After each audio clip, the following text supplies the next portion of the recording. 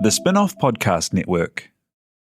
Is it mad that the world burning is not in our, top 3 concerns? You thought bad news was done, but I'm back with more. In Alice Snedden's Bad News Saves the World, I finally address the climate crisis and explore why no one cares. Watch it on thespinoff.co.nz. I can see the anxiety starting to emit from you. When the Facts Change is brought to you by the Spin-off Podcast Network, in partnership with KiwiBank, the bank for Kiwi looking to get ahead in business and in life. A bank that delivers expertise and banking know-how, smart advice for business owners wanting to invest, grow their business or diversify. A bank that adapts with technology through the lens of its people and customers. It is a bank with heart that is driven by its purpose. Kiwi making Kiwi better off. There's often a joke I tell to try and frame a problem in our political economy, which is ready, fire, aim, which is a criticism of how a politician or someone in business has done something in which they know they wanted to achieve it, but they hadn't done the measurement beforehand, and then they pull the trigger and it's a mess. So to this week on When the Facts Change, I want to talk about our environmental spending, how we target things in the environment as a government, how we set our policies so that we avoid ready, fire, aim. This week on When the Facts Change, I talked to Simon Upton, who is the Parliamentary Commissioner for the Environment, and he's done a really useful report into how the government spends money, organises itself, and tries to achieve things in the environment. Because we try to do a lot, maybe we should do a lot more, and unfortunately, we don't actually measure very well a lot of the spending that we do in the environment and the effects of that spending. In theory, we want to get good value for money, but we also want to achieve what we want as a society. Sometimes it's useful when you're thinking about these problems of ready, fire, aim to go back to first principles.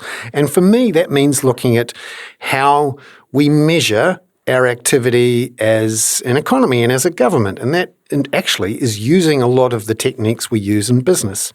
This goes back to the Public Finance Act of 1989. I want to reinforce to everyone, this is so important in terms of how our government operates and what our politicians do, and more importantly, what they don't do, and how when we tell them to do something like achieve reduction in emissions or improve housing affordability, often it's not achieved because of that Public Finance Act framing and the way it's operated by the bureaucrats and the measurers within the government, and in particular, Treasury.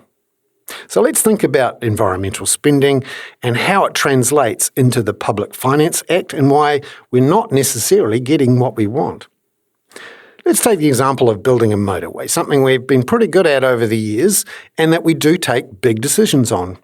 Let's say it's going to cost $20 billion to build a motorway over a decade. That's a transmission gully-sized motorway.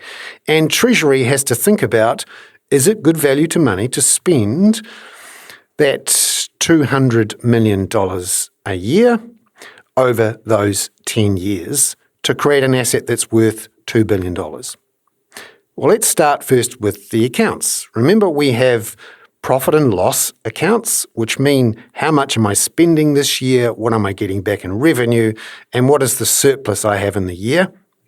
And then I have my investment accounts, if you like. So when I create an asset, what do I have at the end of the year in assets and at the end of the year in liabilities, and what is my equity? And then we've got some cash accounts. For many decades, our government was run essentially on a set of cash accounts. How much came in every year, how much went out every year. But the Public Finance Act changed that, for the better, I think, but it needs to extend further into reporting on the intangibles around our environment.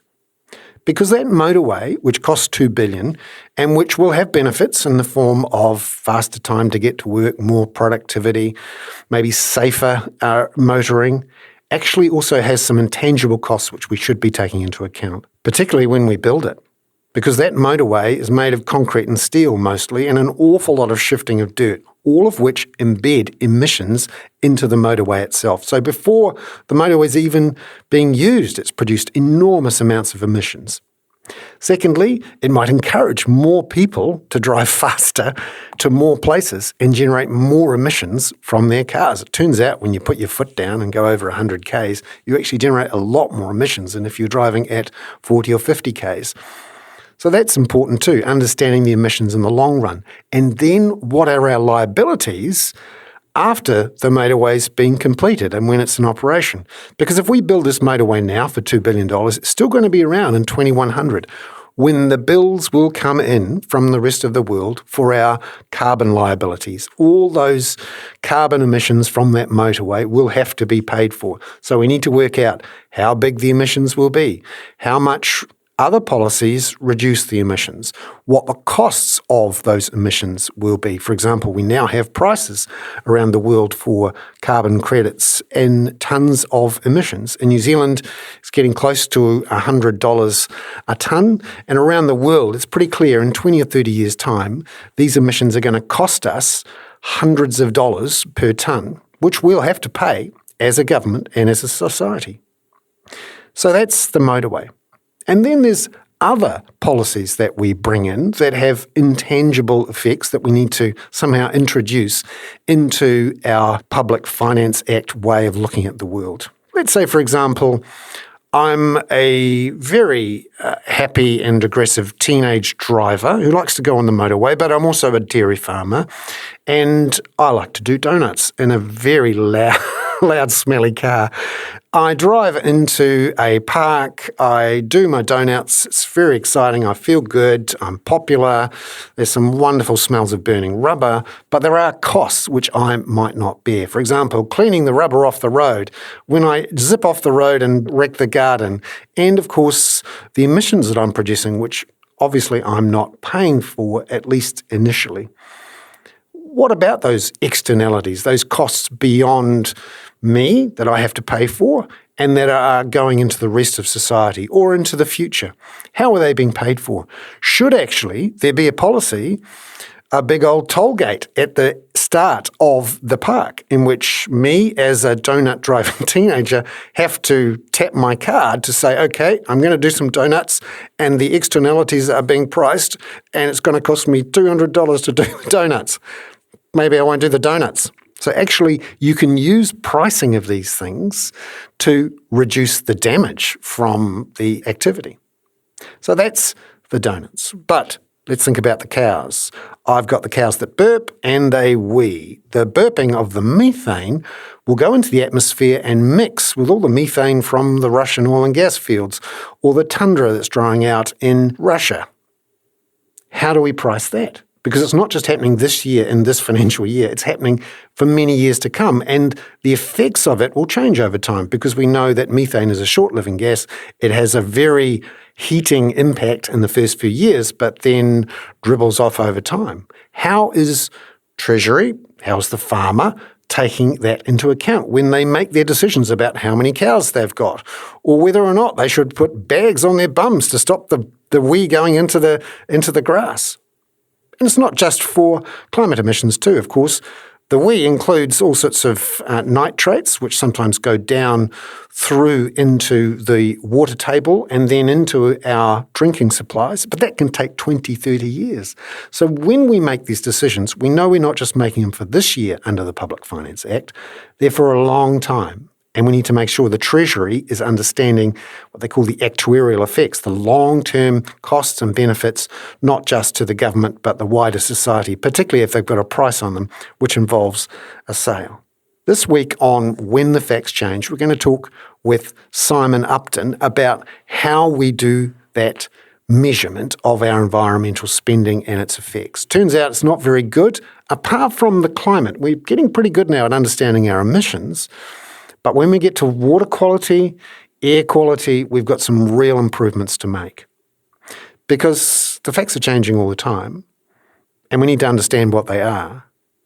This week on When the Facts Change, we're working out how environmental facts are changing, how we should measure it, and what's actually going on.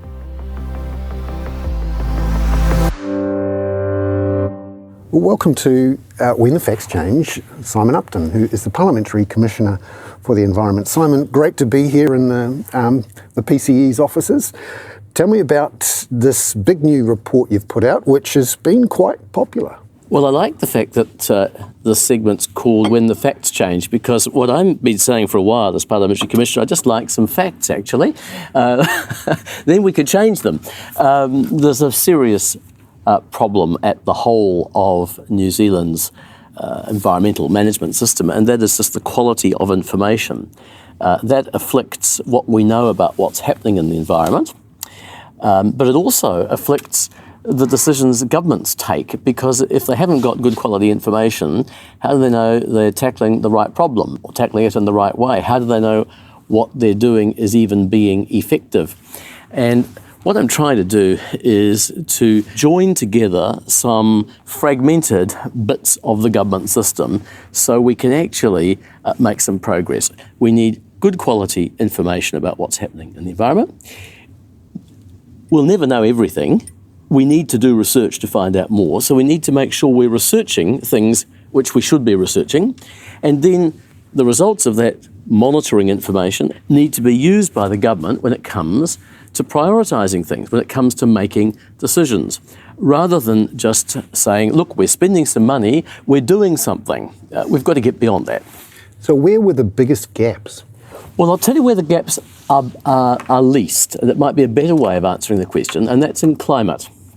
The reason why we've got better information on climate and emissions is because we signed an international treaty which said you have to report on a particular basis.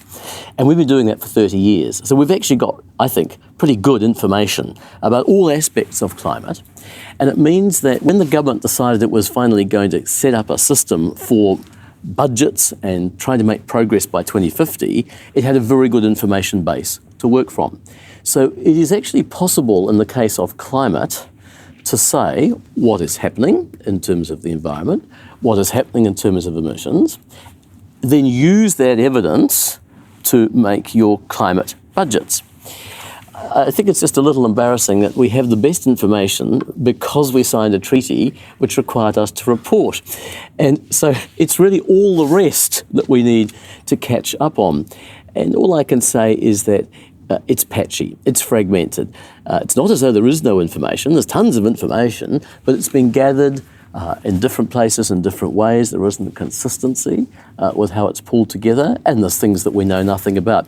I'll give you one example from work that I've done. Every report I do, by the way, I discover that there isn't enough information to really make good recommendations. But I did a report on chemicals in the environment. What do we know about the fate of chemicals reaching the environment? Now, again, we've got lots of rules and regulations. There's all sorts of people who are telling you how many parts per million you're allowed to put into a pipe that's going into the river or whatever, or how many parts per billion can be in stuff going into the atmosphere. But we don't actually know what's happening out there in the environment. Now, it might just be that more is reaching the environment than you think, or it might be that the science changes and then you find, we can't put so much up there.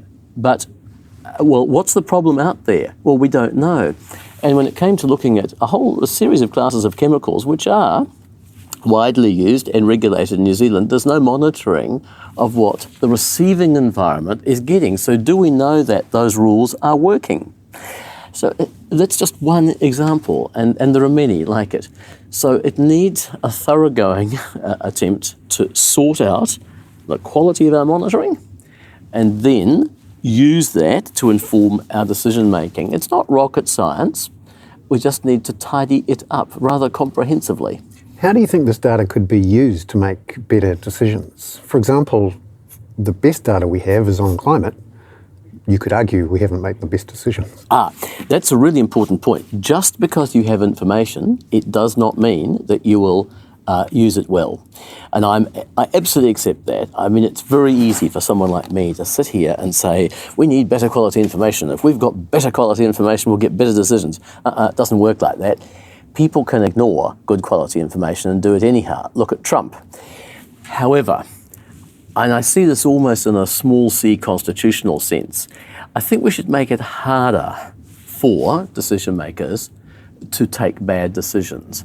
And good information, transparently available, accessible, is some check on bad decision-making and bad government. So I see it as being a necessary foundation and framework to support our democracy. But of course, at the end of the day, those we elect will end up taking the decisions they take. I'm old enough to be a fan of Hogan's Heroes. One of my favourite characters was Sergeant Schultz. I say nastic, I'm not nastic. Is that perhaps one of the reasons we haven't done the better numbers? Because actually for some people, they'd rather not know. Look, it might be in some cases, but to be honest with you, I've always been one of those people who's thought that if you've got an inexplicable event, the cock-up theory is better than the conspiracy theory. I don't think we need to go there. Put it this way, if you've got better quality information, it's going to be harder for people to make bad decisions and harder to sustain conspiracies as well. So, no, look, the report that I've published, and this isn't a really important point to make, the audience for it is actually members of Parliament, select committees, and in particular backbenchers.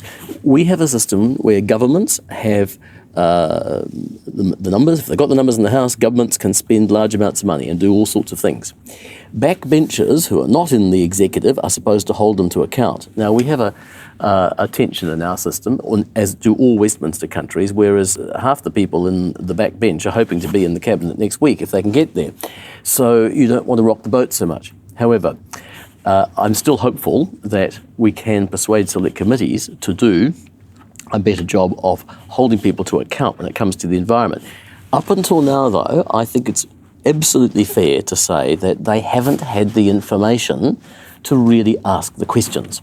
And so my report is very much designed for members of Parliament, because if we can get information to them in a form they can make sense of, then they can do a better job of scrutinising government actions.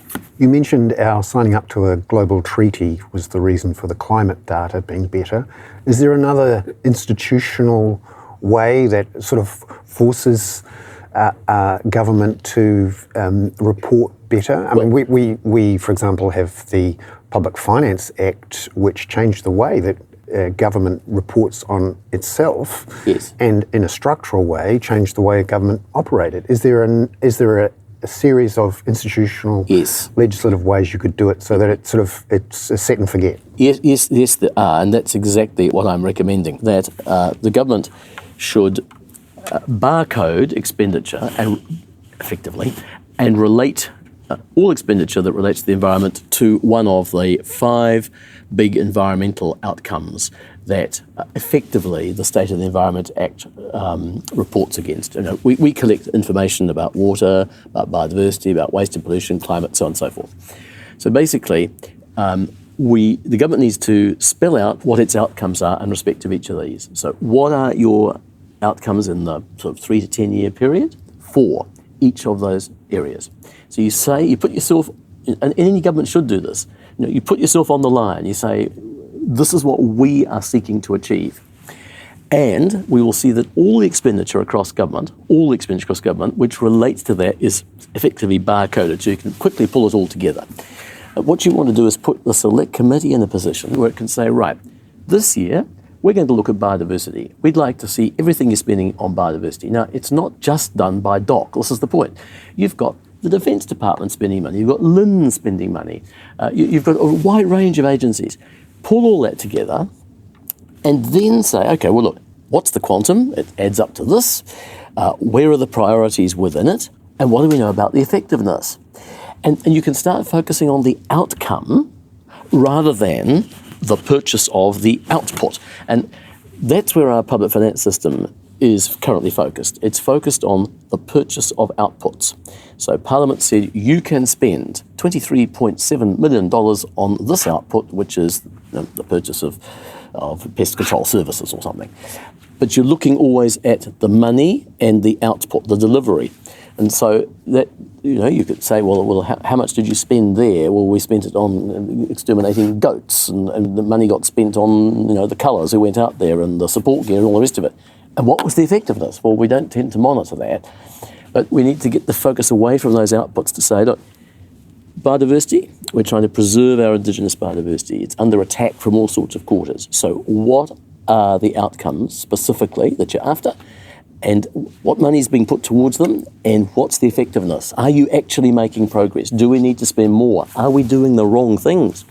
I mean, that is where focus should be. So it is a question of moving the public finance system up a notch to focusing on the outcomes as well as the outputs, to use the jargon.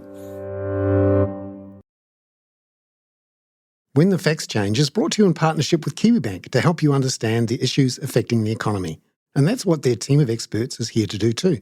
Here's Kiwibank's Chief Economist Jared Kerr on what's happening with inflation in 2024. Globally, inflation rose to really high levels. We saw inflation averaging over 10% last year. Now central banks have reacted. They've tightened monetary policy. They've lifted interest rates to levels where it hurts. We've seen growth slow down, and we're seeing inflation coming off, which is great news because we import a lot of inflation from the rest of the world, and that imported inflation is easing. So half the job that we're trying to do locally is being done for us offshore. The other half, the domestic bit, well, that's the tough bit. That's the sticky inflation that's coming out of our housing market. It's coming out of construction. It's coming out of service industries, and it's going to be hard to contain. Visit kiwibank.co.nz to stay up to date with detailed economic analysis and forecasts from Jared and other Kiwibank experts. They take big issues from both here and overseas and make them relevant to Kiwi businesses. Are you making the most of your KiwiSaver investment? Generate is an award-winning KiwiSaver provider with a track record of strong long-term performance. Making a smart decision now could add tens of thousands of dollars by the time you reach retirement. Book a no-obligation chat with a Generate KiwiSaver advisor today at generatekiwisaver.co.nz/get-advice. A copy of the product disclosure statement is available at generatekiwisaver.co.nz. The issuer of the scheme is Generate Investment Management Limited, and of course, past performance does not guarantee future returns. Skinny are helping you show how smart you are with the 1Q quiz, an all-new, super challenging and super quick daily quiz built by the Spin-Off. Every Monday, Skinny are giving you the chance to prove you're smart with the Skinny Extra Credit question. Get it right, and you'll get the chance to score yourself some Skinny Extra mobile credit, so you can text, call, or even video call your group chat and gloat about how big your brain is. T's and C's apply.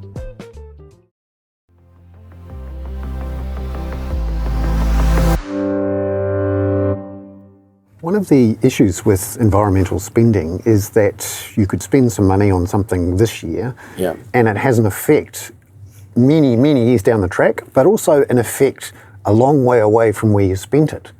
And that connection, those unpriced externalities, if you like, are a long way away, often in time, but also in space. So how do you connect your barcodes up there? You're absolutely right. I think the environment is probably the hardest area of public expenditure, because if you're trying to target road deaths and things, I mean, even there that's a bit slow, but you can say, right, there's a program to sort out these problem spots, there's a problem to, put median barriers in, track the numbers, after a few years you'll get results. Something like biodiversity, you're talking about decades in some cases, and sustained effort. So I don't say that this is easy stuff, and I don't think some magic will happen in the select committee where suddenly we will be able to assess this. But you need always, I think, when you've got these long-term issues, you have to hang in there. You have to keep collecting data over time. It will eventually start to tell you a story.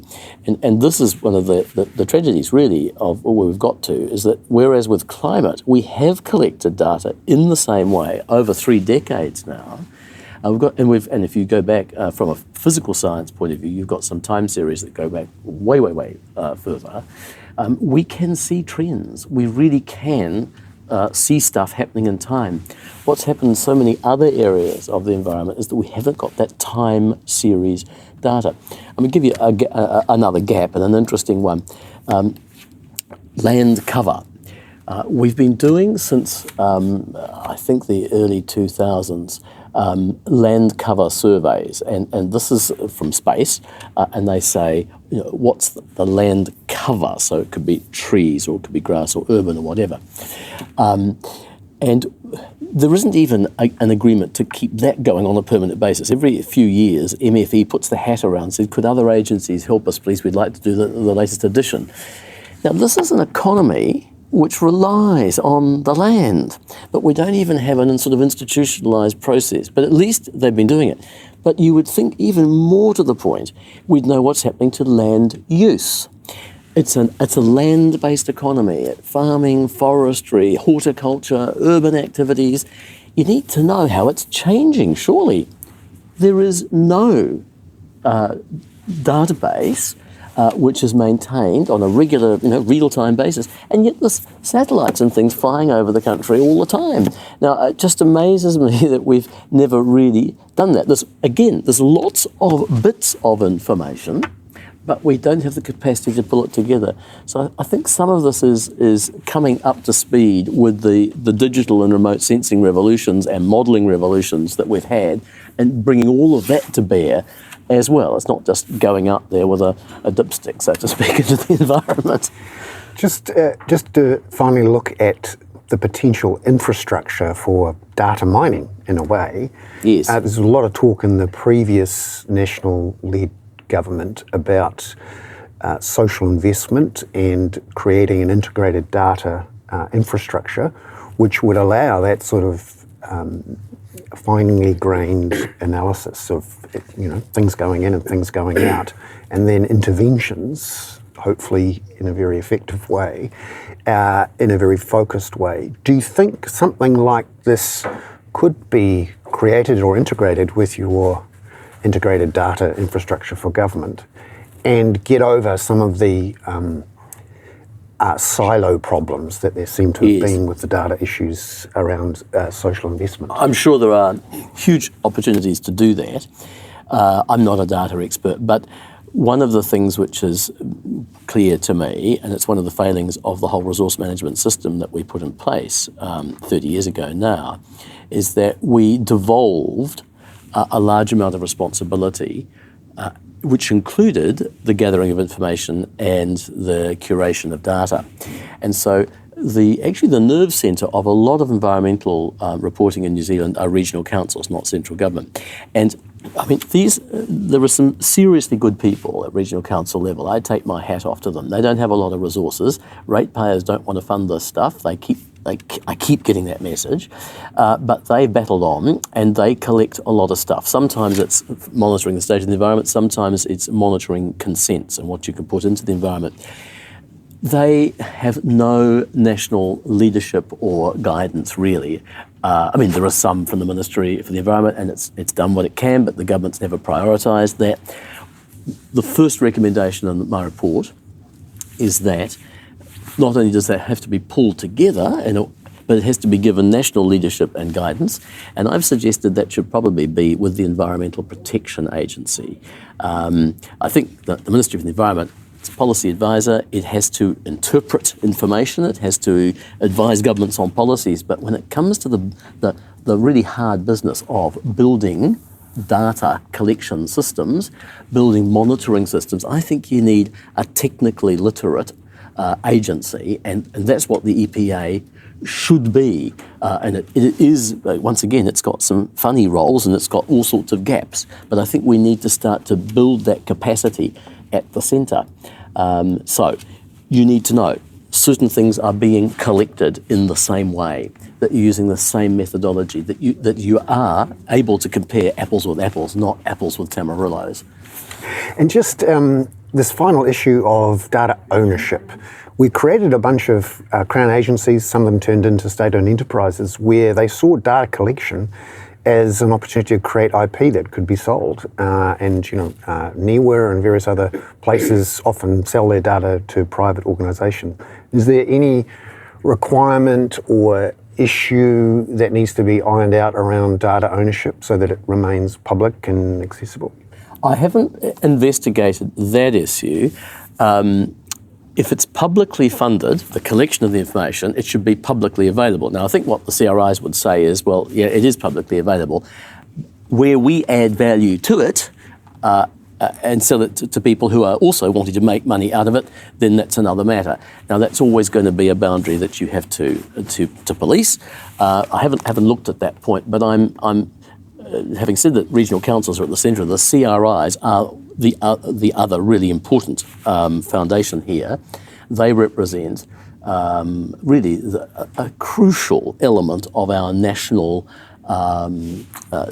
data, our national scientific understanding of the country we're living in. The NIWAs and GNSs, Landcare, these are absolutely critical elements. And so the stuff that they collect is part of the equation I'm talking about. And again, they have had to carry on without any support at all. That if you talk to them, they will tell you that the money they get for those bread and butter long-term data collection and curation issues hasn't moved in decades. And so they're trying to maintain national databases and collections, and it's never been at the forefront. So while you've got MB off there funding whizzy exciting things here and space and all the rest of it, the stuff is just supposed to be done, and it doesn't receive the focus it should. So the Royal Society had a lot to say about this. I had a lot to say about this in the big report I did on environmental research. So again, this is another piece of the jigsaw. In fact, Bernard, there are 4 reports, and there's a lot of pieces of jigsaw, but it's all about environmental monitoring, environmental research, the way that is made available for the budget process so governments can spend money sensibly, and then the way it's made available to members of Parliament so they can hold governments to account. That's the big sweep. Simon Upton, the Parliamentary Commissioner for the Environment, thank you so much for being on When the Facts Change. Pleasure. When the Facts Change was brought to you by the Spin-Off Podcast Network, together with KiwiBank. Visit kiwibank.co.nz to find out how KiwiBank are making Kiwi better off.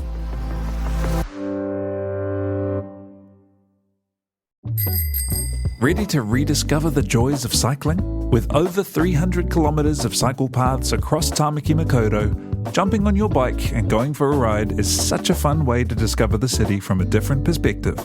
Cycling is getting more and more popular across Auckland, so now's a great time to join the hype and give cycling a go. Head to at.govt/cycling to find your nearest cycleway today.